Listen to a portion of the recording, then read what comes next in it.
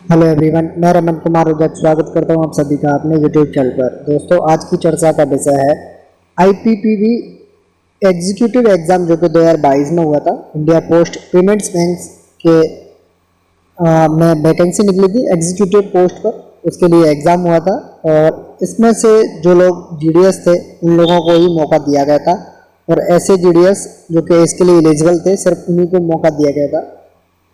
तो उसका रिजल्ट आ चुका है और डाउट सबसे पहला ये बनता है कि क्या इस जॉब को करना चाहिए।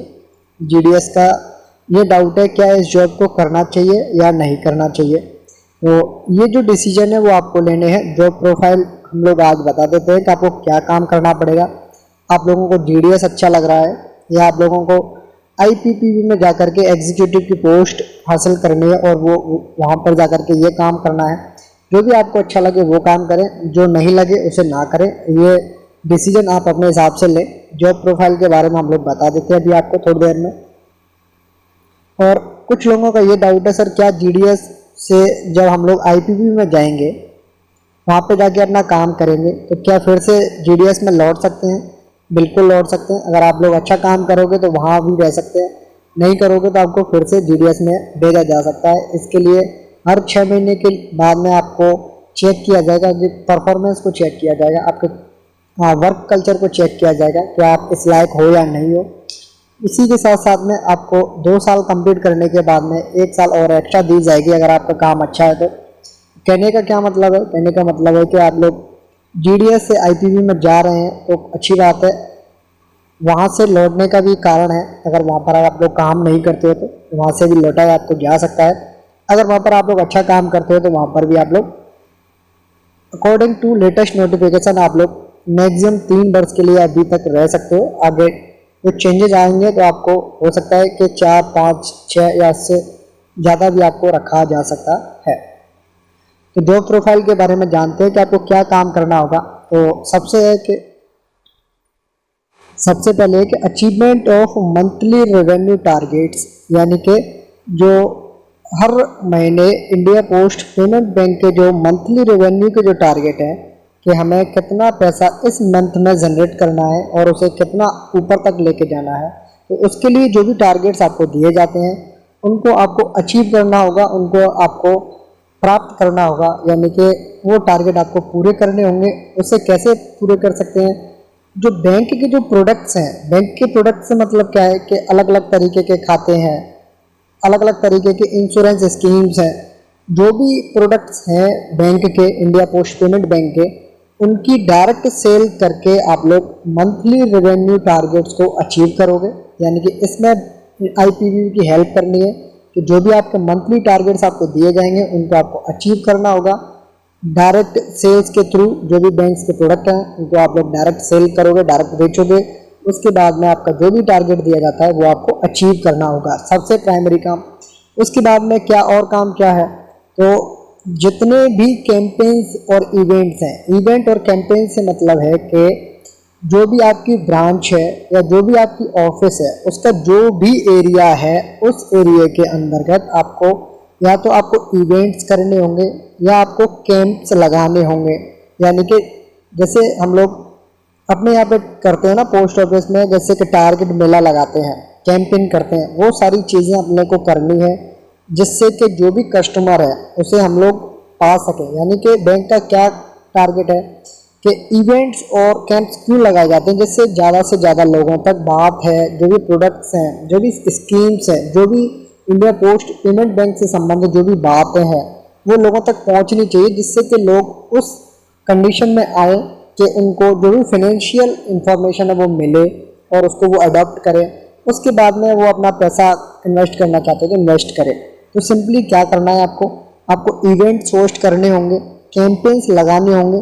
जो भी आपकी ब्रांच है या जो भी आपकी ऑफिस है उसका जो भी एरिया होगा उसके अंदर लगाना है।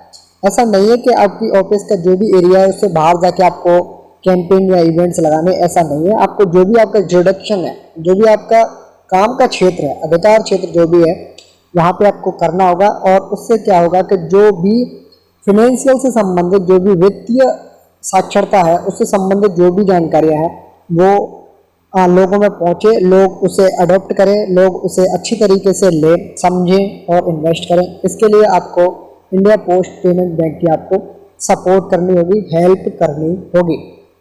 नेक्स्ट क्या करना है कि जो भी आपकी प्रोडक्ट ट्रेनिंग है, पीरियडिक ट्रेनिंग से मतलब है कि अगर किसी की ट्रेनिंग 2 महीने में होती है, मान लेता है एग्जाम्पल तौर पर मानते हैं कि अगर आपकी ट्रेनिंग 2 महीने में होती है तो पीरियडिक का मतलब है कि हर दूसरे महीने में आपकी ट्रेनिंग होगी।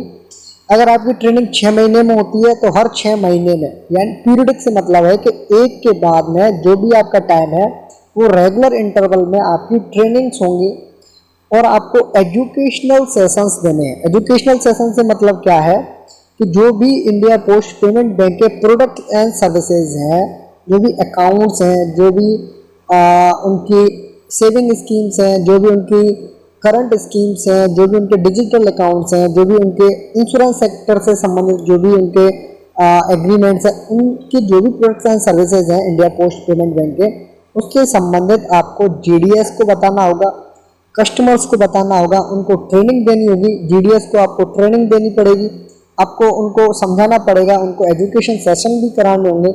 एक तरीके से आप उसको उस मीटिंग को आप होस्ट भी कर सकते हो, ऐसा करने को आपसे कहा जा सकता है। और आप अपने डिपार्टमेंट के जो इंस्पेक्टर है, सब डिवीज़न के जो हेड होते हैं या जो भी संबंधित ऑफिस के पोस्ट मास्टर हैं, उनके साथ में मिलकर के आप लोग इंडिया पोस्ट पेमेंट बैंक के जितनी भी टारगेट्स की जो ड्राइव्स आती हैं उनको भी आप लोग कंप्लीट करवाओगे। और थर्ड पार्टी की जो सेल्स हैं, थर्ड पार्टी से मतलब एक कस्टमर आप है, यानी कि एक सर्विस प्रोवाइडर आप हैं, दूसरा सर्विस प्रोवाइडर ये है, तीसरा ये व्यक्ति है। ये व्यक्ति इंडिया पोस्ट पेमेंट बैंक के माध्यम से कुछ करना चाहता है। कहने का क्या मतलब है कि टोटल 3 लोग हैं। 3 लोग कौन कौन से हैं? एक तो कस्टमर ए, एक कस्टमर सी, ये बीच में कौन है? ये है इंडिया पोस्ट पेमेंट बैंक। इसे कहते हैं थर्ड पार्टी, यानी कि इस व्यक्ति को इस व्यक्ति तक जाना है, लेकिन मीडियम कौन बनेगा? इंडिया पोस्ट पेमेंट बैंक बनेगी। तो जो भी मीडिएटर का काम इंडिया पोस्ट पेमेंट बैंक करेगी, थर्ड पार्टी सेल्स जो भी करेंगी वो भी आपको करने होंगे। उसके लिए आपको डीओपी के जो इंस्पेक्टर्स हैं, पोस्ट मास्टर हैं, उनके साथ मिलकर के आपको काम करना होगा।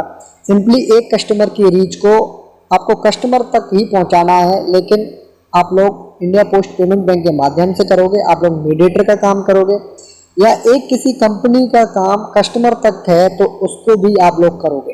कहने का क्या मतलब है कि आपको मीडिएटर के तौर पर भी काम करने को कहा जा सकता है। इसके लिए आपकी हेल्प कौन करेगा?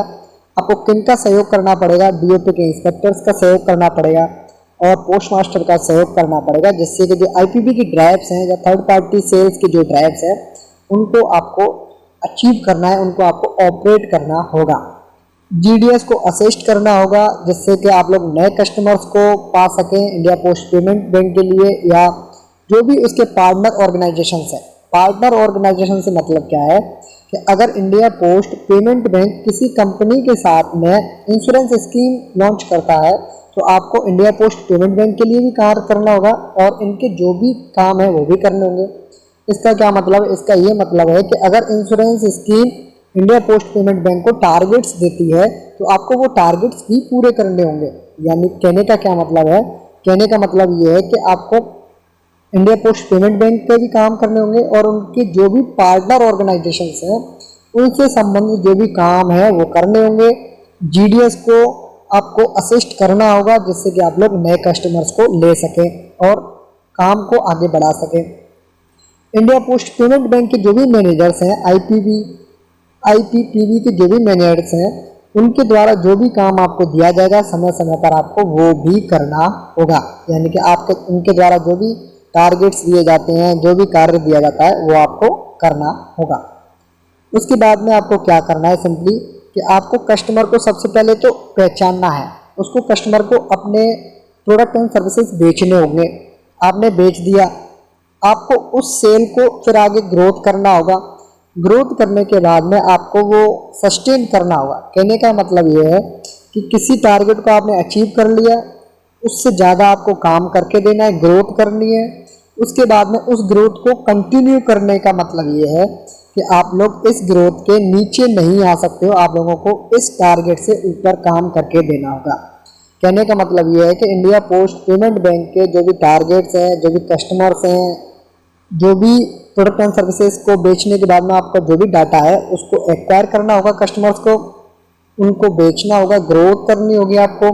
उसके बाद में आपको इसमें सस्टेन भी करना होगा, यहाँ पर आपको अपने कस्टमर्स को बांध के भी रखना होगा, जिससे कि आपके जो भी टारगेट्स हैं, जो भी प्रोडक्ट एंड सर्विसेज के जो भी टारगेट्स हैं उनको आप लोग अचीव करवाओ और आप लोग इसे अच्छे से काम करवाओ। इसके लिए आप लोग इवेंट्स कर सकते हो, कैंपेन्स कर सकते हो, जिससे कि आपका जो भी क्षेत्र है वहाँ पर वित्तीय से संबंधित जो भी जानकारियाँ हैं उनमें इंक्रीजमेंट हो।